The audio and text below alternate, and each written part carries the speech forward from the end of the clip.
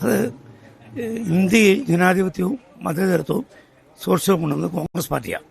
പക്ഷേ അടുത്ത കുറേ കാലമായി കേരളത്തിൽ, ഇന്ത്യ ഞാൻ പറയുന്നില്ല, കേരളത്തിൽ സോഷ്യലിസവും മതേതരത്വവും ജനാധിപത്യവും അവഗണിക്കപ്പെടുന്നു. കോൺഗ്രസ് അല്ല ഭരിക്കുന്നത്, അങ്ങനെ ആശയം പറയാം. 3 ടൈമായിട്ട് BJP ആണ്. ആശയം പറയുമ്പോഴും കോൺഗ്രസ് പാർട്ടി ഇപ്പോഴും കോൺഗ്രസിന്റെ പ്രിൻസിപ്പൽ നിലപാടിൽ നിന്ന് മാറുന്നില്ല. കേരളത്തിൽ ജനങ്ങളുടെ സാധാരണക്കാരുടെ ആവശ്യങ്ങളിൽ പാർട്ടി ഒരു കൃത്യമായ നിലപാടെടുക്കുന്നില്ല. അത് സാധാരണക്കാരെ ഞാൻ ഉദ്ദേശിക്കുന്നത് കൃഷിക്കാരുടെ, പാവങ്ങൾ പറമ്പിൽ പണി ചെയ്ത് കൃഷി ചെയ്യുന്ന കൃഷിക്കാരുടെ കാര്യങ്ങൾ. അവരുടെ പറമ്പിൽ പന്നി കയറിയാൽ അതിന് തല്ലിക്കൊന്നാൽ കേസെടുക്കും. അതേസമയം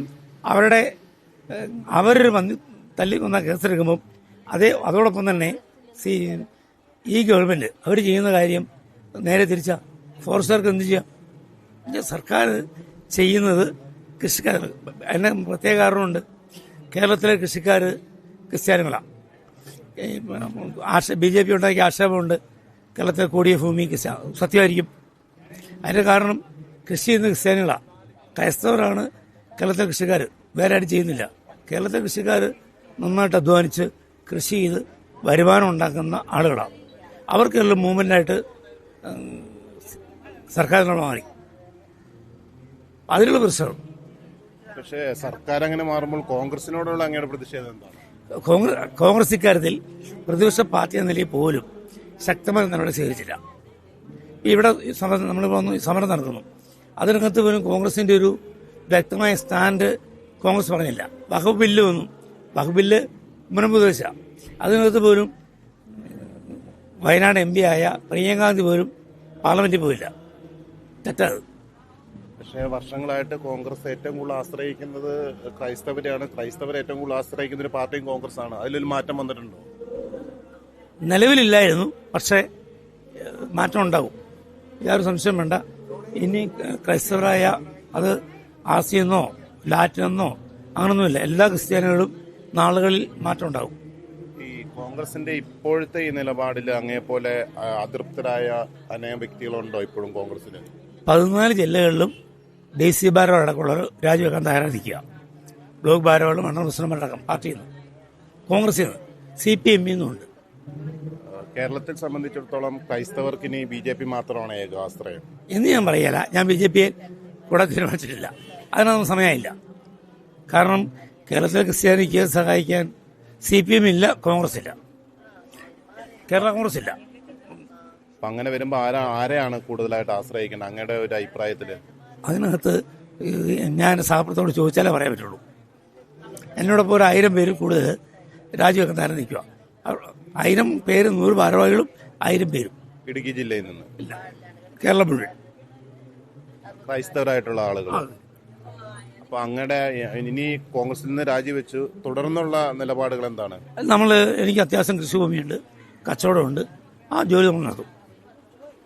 കേരളത്തിൽ ഇപ്പോൾ BJP സ്വീകരിക്കുന്ന, പ്രത്യേകിച്ച് ഈ മുനമ്പം വിഷയത്തിൽ BJP സ്വീകരിക്കുന്ന ഈ നിലപാടിനെ പറ്റിയിട്ട് എന്താ പറയാനുള്ളത്? അതിനകത്ത് BJPയും ഭരിക്കുന്ന സർക്കാരിന് ശുദ്ധ തെമ്മാടി തരും. കാരണം അവർക്ക് ഇതൊരു 10 മിനിറ്റ് തീർക്കുന്ന കാര്യമാണ്.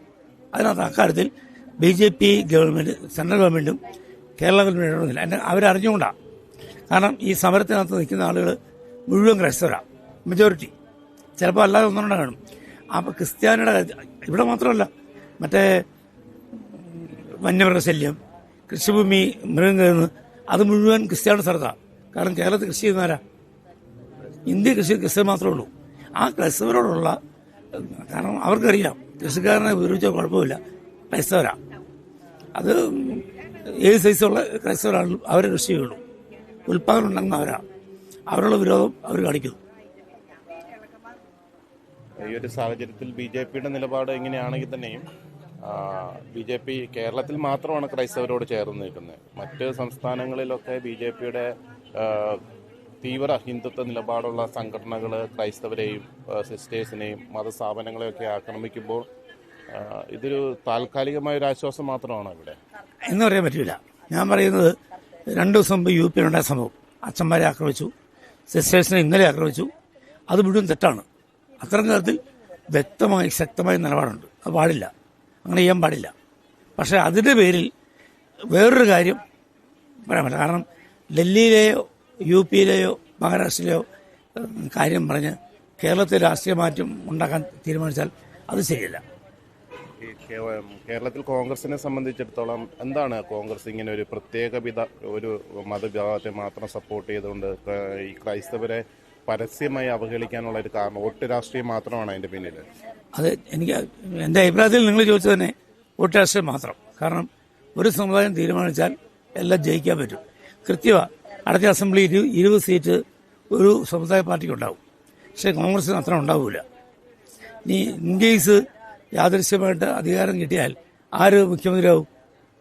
ഭൂരിപക്ഷം MLA-മാരുണ്ടെങ്കിൽ UDF അതാ പാർട്ടിയാവും.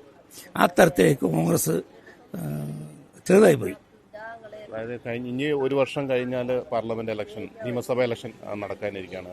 കേരളത്തിൽ കോൺഗ്രസ് വീണ്ടും തിരിച്ച് അധികാരത്തിലേക്ക് വരുമെന്ന് എന്തെങ്കിലും ഒരു സൂചന അങ്ങനെ എന്തെങ്കിലും ഉണ്ടോ?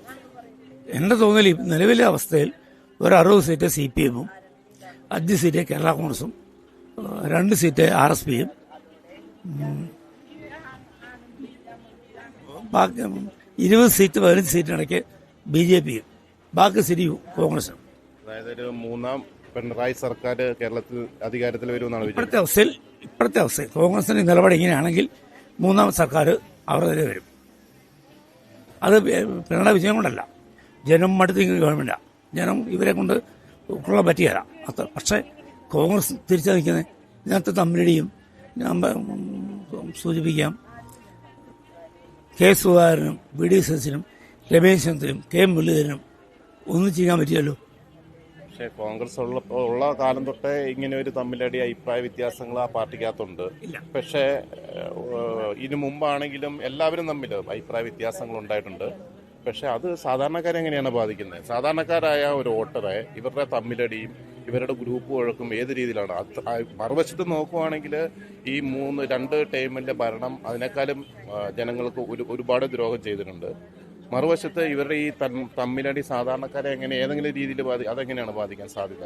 അത് ഈ നിലവിലുള്ള സർക്കാർ സാധാരണക്കാരെ ദ്രോഹിക്കുന്നതിന് കണക്കില്ല. കൃഷിക്കാരെ, പാവങ്ങളെ ദ്രോഹിക്കുക മാത്രമാണ്.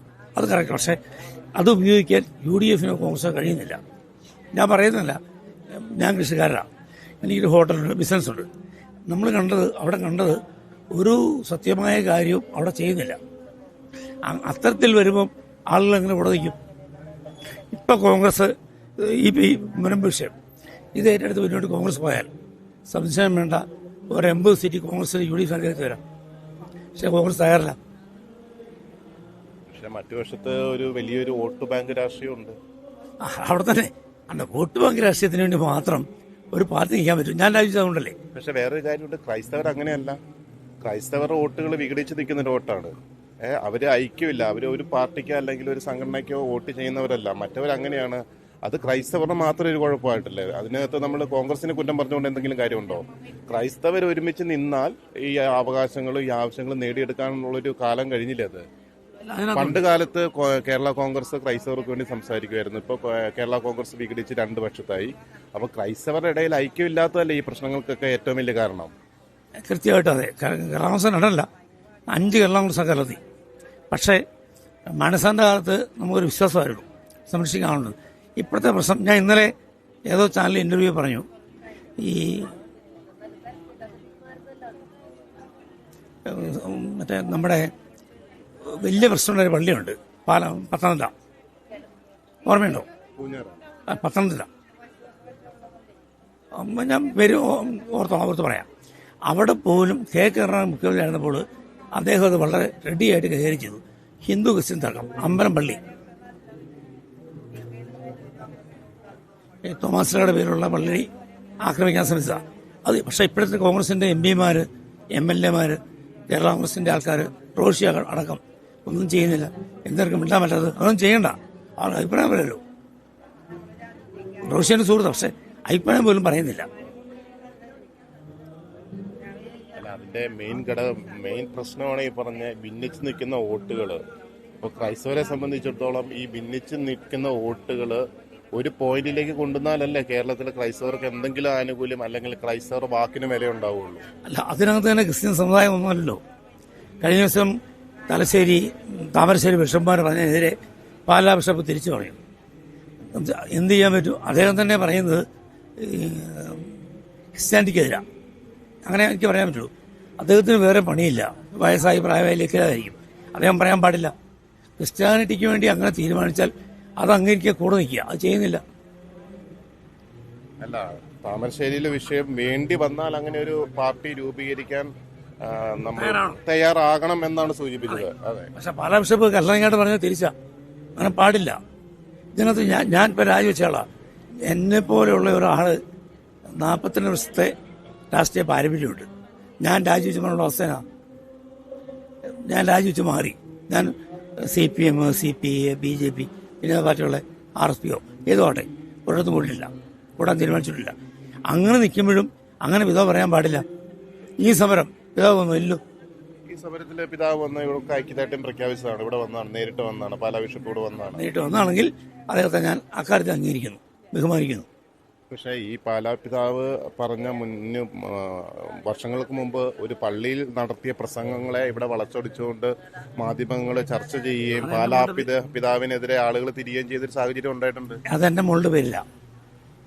അമൽ ജ്യോതിക്കുള്ള ലക്ഷ്യം ഉണ്ടായപ്പം എന്റെ മോളുടെ പേരില്ല പിതാവ് സപ്പോർട്ട് ചെയ്ത് സംസാരിച്ചത്. അതിൻ്റെ ഒരു പുള്ളിക്കെതിരെ മാർച്ചോ സമരം നടത്തി. ഇപ്പോഴും ഞാൻ നിൽക്കുക. 2 വർഷമായി ഞാൻ നിൽക്കാൻ കാര്യം. ഞാൻ മുമ്പേ ആരോടെ പറഞ്ഞു, ഏതോ ചാനൽ ചർച്ചയിലാണ്. 7-ാം വയസ്സിലോ 7-ാം ദിവസമോ 9-ാം ദിവസമോ ക്രിസ്ത്യാനിയായി. ഞാൻ KSU ആയത് 10-ാം വയസ്സിലാണ്, 5-ാം ക്ലാസ്സിൽ പഠിക്കുമ്പോൾ, 5 അല്ലെ 6. അതിനകത്ത് ഞാൻ രാഷ്ട്രീയം മാറുന്നത് യാതൊരു കുഴപ്പമില്ല. പക്ഷേ വിശ്വാസം വന്നല്ലോ. അങ്ങനെ പറയാനും ചോദിക്കാനും പറ്റിയ പുതിയ യുവതലമുറ കേരളത്തിലുണ്ടാവണം. പുതിയ തലമുറ ക്രിസ്ത്യാനിറ്റിയുള്ള ക്രിസ്ത്യാനിയായ ആൾക്കാരുണ്ടാവണം. ഇപ്പം അങ്ങനല്ല. ഇപ്പം നിൽക്കുന്ന CPM ആയ BJP ആയ അല്ലെങ്കിൽ ഇതൊന്നുമില്ല കഞ്ചാവും കള്ളും കുടിച്ച് നടക്കുന്ന പിള്ളേർ ക്രിസ്ത്യാനിയാണ്. നമുക്കത് വേണ്ട. നമുക്ക് അവരെ ഒഴിവാക്കിയുള്ള ക്രിസ്ത്യാനി മതി. അതിനകത്ത് എന്ത് ആശയമുണ്ടായാലും യാതൊരു കുഴപ്പമില്ല. മുന്നോട്ടുള്ള പ്രവർത്തനങ്ങൾ അങ്ങ് ഒറ്റയ്ക്കാണോ അതോ സഭയുമായിട്ട് കൂടി ആലോചിച്ച് എന്തെങ്കിലും പുതിയ രാഷ്ട്രീയ സഭയോടെ എന്നെ വിളിക്കാം, അങ്ങോട്ട് ചോദിക്കുക. എന്റെ നിലപാടിൽ വിട്ടുവീഴ്ചയില്ല.